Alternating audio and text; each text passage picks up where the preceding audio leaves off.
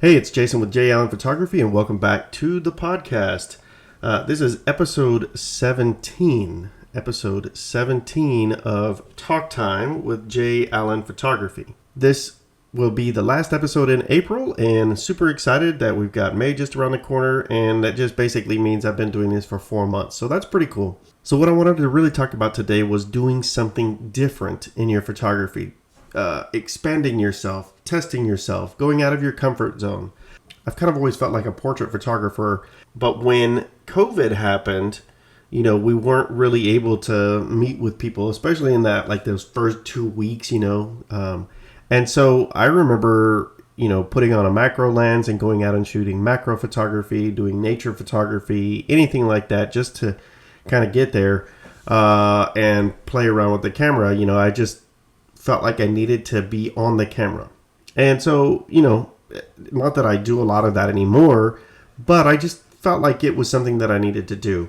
And so here I am, like 4 years removed from that, and I definitely don't go out and just do nature stuff or macro stuff anymore. But what I do is something that I've actually really been doing lately is stretching myself a little bit, like in studio. Doing stuff a little bit different, something that I haven't necessarily done before. And so I think it's important to continue to learn and grow in your photography. You shouldn't get to a point where you're like, I'm there, right? And so make sure you're always stretching. As a photographer, as a portrait photographer, I really kind of got to a point where I'm like, man, I trust myself. Every time I go out, I can use one light and just get exactly what I want, and I've kind of been at that point for several years. And I don't say that, to, say I'm there or anything like that. But I think there was one point where I ran into another photographer and I noticed that he was using a lot of 2 light sets with his work. And so I just asked him why, and he was like, you know what, I'm trying to figure out how to do the 2 light set. And, I thought that was pretty cool. This was a photographer that I respected. I really liked his work, and, he wasn't letting where he was make him content. He was always trying to push and do more and do better. And that's really the motivation behind this episode, is to push, do more, do better, right? And one of the things I've seen is, I've seen some Mylar photos recently, and Mylar is kind of like foil basically, and it's like a, something that you would use with like the umbrellas, right? The real shiny surface, real reflective, and I've seen a lot of those, and so I wanted to try it out. I didn't really know what I was doing, and I just trying to figure it out. So using Mylar flooring with gels, colored gels, and I think it's interesting. I think it's really neat. And that's just one different thing that I've been trying over the last couple months. Something else that I've really... I found a photographer on YouTube, and unfortunately, I don't know the name of him off the top of my head, but he did a series like How I Got the Shot. And I really liked the way that those images looked. And so he was using like a 1 light setup in studio, which I typically never do. I'm typically always shooting with multiple lights. And so I was like, you know what, let me try this. And I've got a video for it. It should be coming out fairly soon. But, again, it's just something a little bit different. I was even placing my light completely different than what I typically would place it. Maybe a little bit back, sort of behind the model, or higher up above the model, that type of thing. And so it just kind of gave me a different look, a different feel. And it was interesting just to be able to play around, because while you're doing that, you're figuring things out as you go, and part of me wanted to not actually record video for YouTube because I didn't actually know how things were going to turn out. But then the other part was like, you know what? I think people on YouTube would appreciate the learning as I go type situation. And I do think that that's important. I do think that photographers need to constantly be in a learning mindset. Photography is probably one of the hardest things to actually learn, or I should say master. And I don't know if people ever actually do truly master it, because I think things change, things evolve with photography. But if you continue to put yourself into a mindset where you are willing to grow, willing to learn, willing to listen, I think that really can help you grow as a photographer. And that's really what it's all about, is getting better and growing, right? So recently I did a session and the video is out where I used like mixed lighting, where I've got strobe and LED. And I like it, but then I don't necessarily know that I like it enough to continue to mix the light like that. But it was kind of like a learning process for me. I mentioned the Mylar stuff. Since that first Mylar shoot, which I do have on video, it will be coming out soon also. I've got a lot of videos that I need to actually get up and out and edited. Probably rechange that. Edited and then up and then out. But that first Mylar session, again, I really wasn't sure what I was going to get. And I thought, you know what, again, this is a neat learning process that I think people will actually be able to learn from also. I don't ever want people who follow me to, not that it matters, I guess, but I don't want people to feel like I am this photographer who's got it made. I'm not. You know, I absolutely love what I do. I still make mistakes. I am still learning. And, you know, I think in a way, there's a lot of things about me that are still,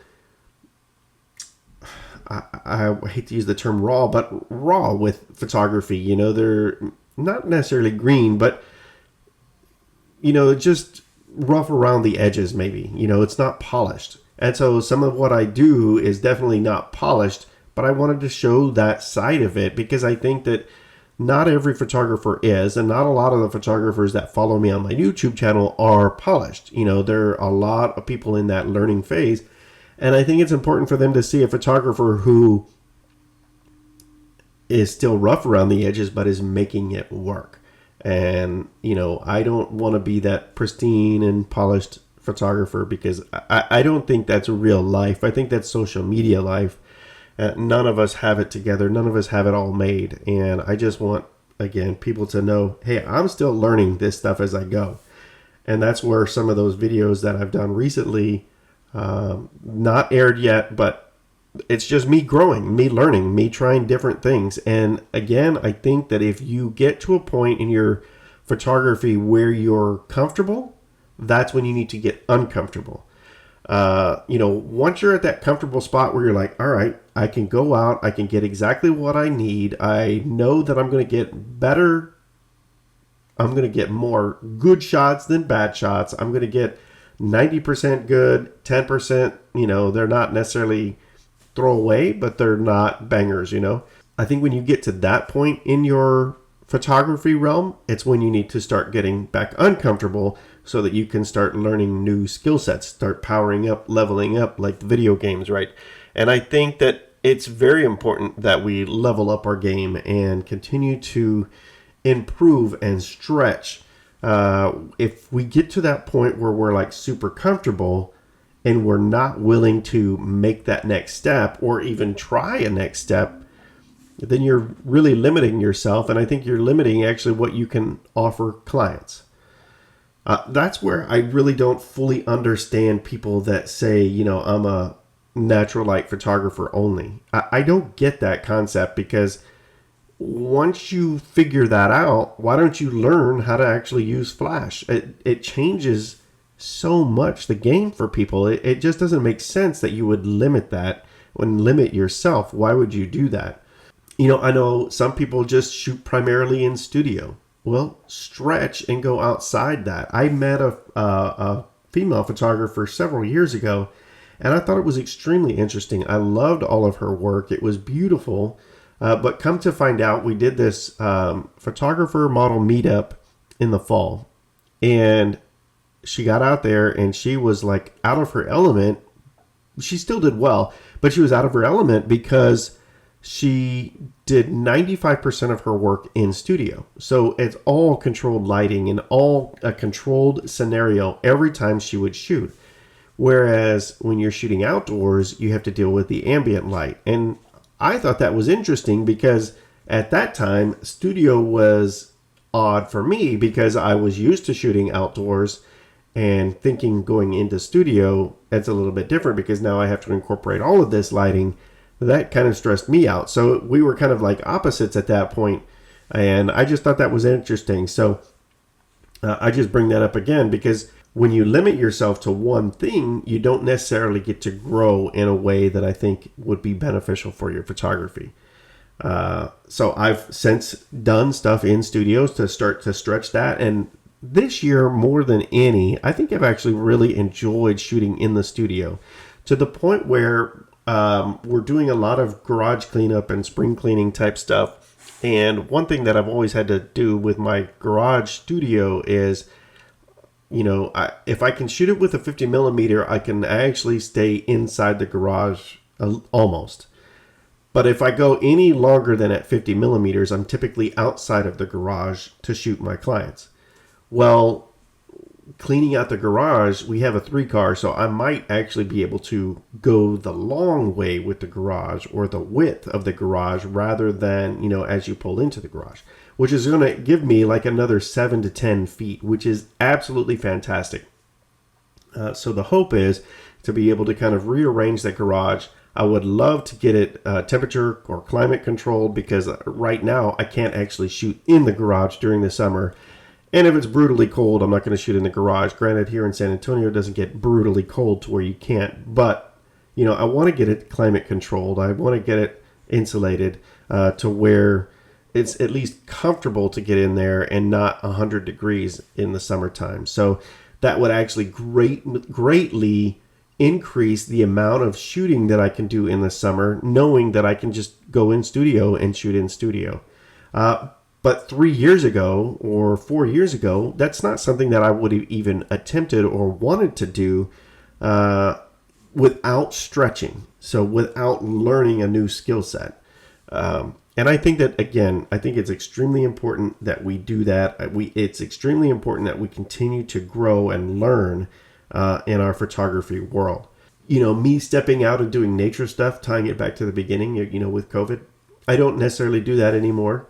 If I'm really bored, maybe I might, but so that's not necessarily the stretch that I needed. That was more I needed to get on the camera. And so if you're at that point where you're still learning photography, because I want to incorporate that to you as well, if you're still learning and you're not at that comfortable phase, this is the time where you stretch and try multiple things.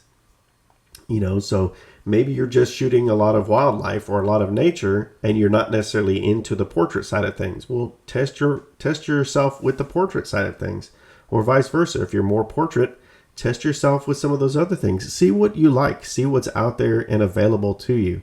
Maybe you'll find out, I don't want to deal with people at all. I would much rather shoot wildlife, autos, whatever it is. And I think that you can find that while you're in that learning phase. But once you get to that comfortable spot, get uncomfortable. Uncomfortable is important. Uncomfortable is good. It helps you grow and it helps you stay fresh. And I think it staves off also some of that boredom and some of that, what's the term?